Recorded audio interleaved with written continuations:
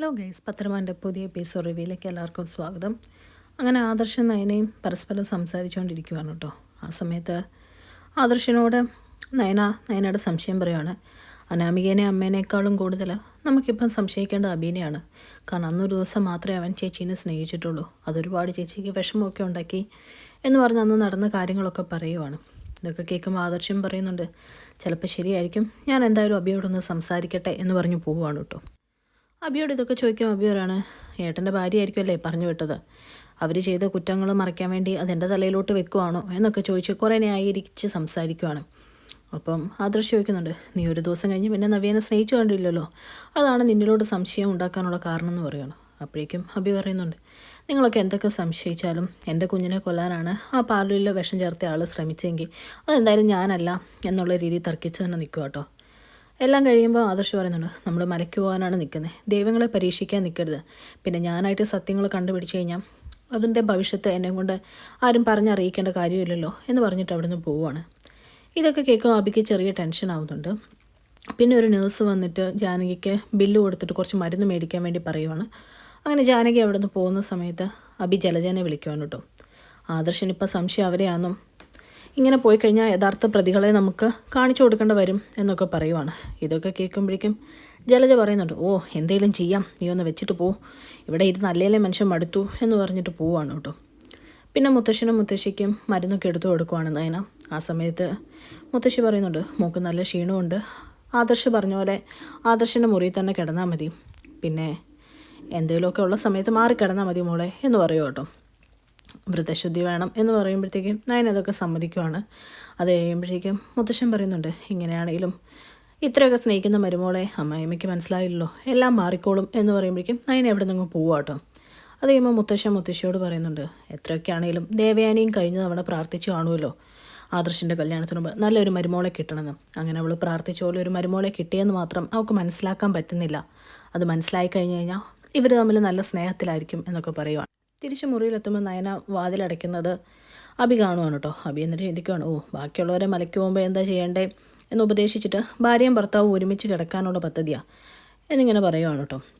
അപ്പോൾ തന്നെ ഫോൺ എടുത്ത് ജലജനെ വിളിച്ച് പറയുവാണ്, അവരൊരു മുറിയിലാണ് കിടക്കുന്നത്, അമ്മായി ഹോസ്പിറ്റലാണെന്നൊന്നും പുള്ളിക്ക് ഒരു വിഷയമല്ല എന്നൊക്കെ പറയുവാണ് കേട്ടോ. അതേ സമയത്ത് ആദർശ് നയനോട് ചോദിക്കുവാണ്, നീ താഴെ തന്നെയാണോ കിടക്കുന്നതെന്ന് ചോദിക്കുമ്പോൾ, അതെ, മുത്തശ്ശനും മുത്തശ്ശിയും ആരെങ്കിലുമൊക്കെ പണ്ട് ആദർശേട്ടൻ്റെ കൂടെ ഇവിടെ കിടക്കാറുണ്ടായിരുന്നു തണുപ്പ് കാലത്തെന്ന് പറഞ്ഞ് ഞാൻ കേട്ടു, അതും കൂടെ കൊണ്ടാണ് ഞാനിവിടെ കിടക്കാമെന്ന് വെച്ച്, അല്ലെങ്കിൽ അമ്മ പറഞ്ഞ വാക്ക് ഞാൻ ധിക്കരിക്കില്ലായിരുന്നു എന്ന് പറഞ്ഞിട്ട് നയന പാവിരിച്ച് താഴെ കിടക്കും കേട്ടോ. അപ്പോൾ ആദർശ് ചോദിക്കുന്നുണ്ട്, നിനക്ക് ഉറക്കം വരുന്നില്ലേ, നമുക്ക് കുറച്ച് നേരം സംസാരിച്ചിരിക്കാം എന്ന് പറഞ്ഞിട്ട് നയനയോട് മരുന്ന് കഴിച്ചോന്നും പിന്നെ ഭാവിയിലോട്ടുള്ള ഓരോരോ കാര്യങ്ങളൊക്കെയാണ് സംസാരിക്കുകയാണ്. എന്നിട്ട് പറയുന്നുണ്ട്, നമ്മൾ തുടക്കത്തിലെ വഴക്കുണ്ടാക്കി സ്നേഹിച്ചു തുടങ്ങിയതുകൊണ്ട് ഇനി നമ്മുടെ ജീവിതത്തിൽ വലിയ പ്രശ്നങ്ങളുണ്ടാവുമല്ലോ, മറ്റു കുടുംബത്തിലുള്ളവർക്ക് അങ്ങനെ അല്ലാത്തതുകൊണ്ട് ഇനി പ്രശ്നങ്ങളായിരിക്കും, പക്ഷേ എല്ലാം മാറാൻ വേണ്ടി നമ്മൾ മലയ്ക്ക് മുമ്പ് പ്രാർത്ഥിക്കണം എന്നൊക്കെ പറയുവാണ്. ഇതൊക്കെ കേൾക്കുമ്പോൾ നയനയും ഒരുപാട് സന്തോഷത്തോടെ ചിരിച്ച് സംസാരിക്കുവാണ് കേട്ടോ.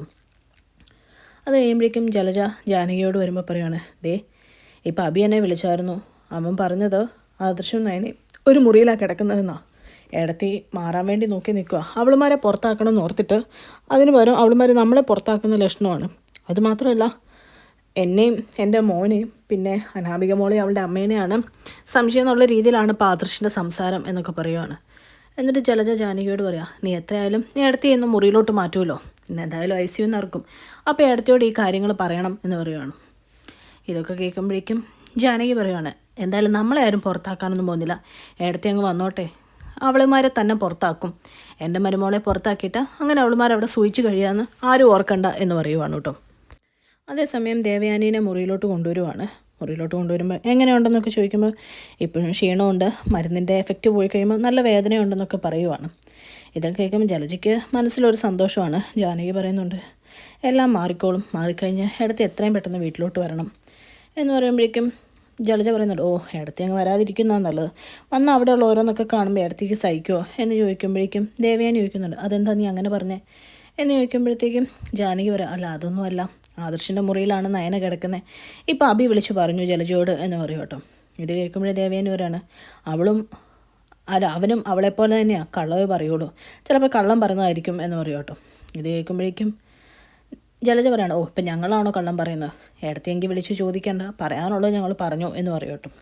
ഇത് കേൾക്കുമ്പോൾ ദേവയാനിക്ക് ചെറിയൊരു ടെൻഷനോ ഇറിറ്റേഷനോ ഒക്കെ ആവുകയാണ്. എന്നിട്ട് ജലജയോട് പറയുവാണ്, നീ ഒരു കാര്യം ചെയ്യുക, എൻ്റെ ഫോണിങ് എടുത്താൽ ഞാൻ ആദർശനൊന്ന് വിളിക്കട്ടെ എന്ന് പറയുവാണ്. ആ സമയത്ത് ജലജയും ജാനകിയും കൂടെ ഫോൺ എടുത്ത് കൊടുക്കുവാണ് കേട്ടോ.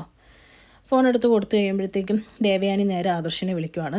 ആദർശ് ആ സമയത്ത് നയനോട് സംസാരിച്ചുകൊണ്ടിരിക്കുവാണ് കേട്ടോ, ഉറങ്ങാണ്ട്. പെട്ടെന്ന് ഫോൺ അടിക്കുന്ന കേൾക്കുമ്പോൾ ആദർശ് നയനോട് പറയുന്നുണ്ട്, ഇതിപ്പോൾ ആരാ ഈ രാത്രിയിൽ വിളിക്കാൻ എന്ന് പറഞ്ഞ് ഫോൺ എടുത്ത് നോക്കുമ്പോൾ ദേവയാനി പെട്ടെന്ന് ഷോക്കായിട്ട് ഫോൺ എടുത്തിട്ട് ചോദിക്കുകയാണ്, അമ്മ മുറിയിലോട്ട് മാറിയോ, ICU നിന്ന് ഇറങ്ങിയോ, അമ്മയ്ക്ക് എങ്ങനെയുണ്ട് എന്നൊക്കെ ഒറ്റ ശ്വാസത്തിൽ ചോദിക്കുക. അപ്പം ദേവയാനി ചോദിക്കുന്നുണ്ട്, നീ എവിടെയാ? അപ്പം ആദർശ് പറയുന്നുണ്ട്, ഞാൻ വീട്ടിൽ. എന്ത് പറ്റിയമ്മേ എന്ന് ചോദിക്കുമ്പോഴത്തേക്കും നയന എവിടെയാ എന്നാ ചോദിച്ചതെന്ന് പറയും. അപ്പോൾ പറയണം, നയന ഇവിടെ എൻ്റെ കൂടെ ഉണ്ട്. എനിക്ക് തണുപ്പൊക്കെ ആകുമ്പം ഇതുപോലെ ആസ്മ വരാറുള്ളതുകൊണ്ട് മുത്തശ്ശനും മുത്തശ്ശിയും പറഞ്ഞിട്ട് അവളിവിടെ കിടക്കുക. അതുമാത്രമല്ല അവൾക്ക് നല്ല ക്ഷീണമുണ്ടല്ലോ, ഡോക്ടർ പറഞ്ഞത് അമ്മയും കേട്ടതല്ലേ, അതുകൊണ്ട് നയന ഇവിടെ എൻ്റെ മുറിയിലാണ് കിടക്കുന്നത്, താഴെ നിലത്ത് വിരിച്ച് എന്ന് പറയും കേട്ടോ. ഇത് കേൾക്കുമ്പോഴേക്കും നല്ല ദേഷ്യം വരുവാണ് ദേവയാനിക്ക്. എന്നിട്ട് പറയുകയാണ്, ഓ അവളായിരിക്കും അല്ലേ ഇതിനൊക്കെ കാരണം, നീ ഫോൺ അവളുടെ കൈ കൊടുത്തേ, എനിക്ക് അവളോടൊന്ന് സംസാരിക്കണമെന്ന് പറയും കേട്ടോ. ഇത് കേട്ട് അമ്പരന്ന് നിൽക്കുന്ന ആദർശിനെ കാണിച്ചുകൊണ്ടാണ് ഇന്നത്തെ എപ്പിസോഡ് അവസാനിക്കുന്നത്. ചാനൽ ഇഷ്ടപ്പെട്ടാൽ ലൈക്ക് ചെയ്യാം.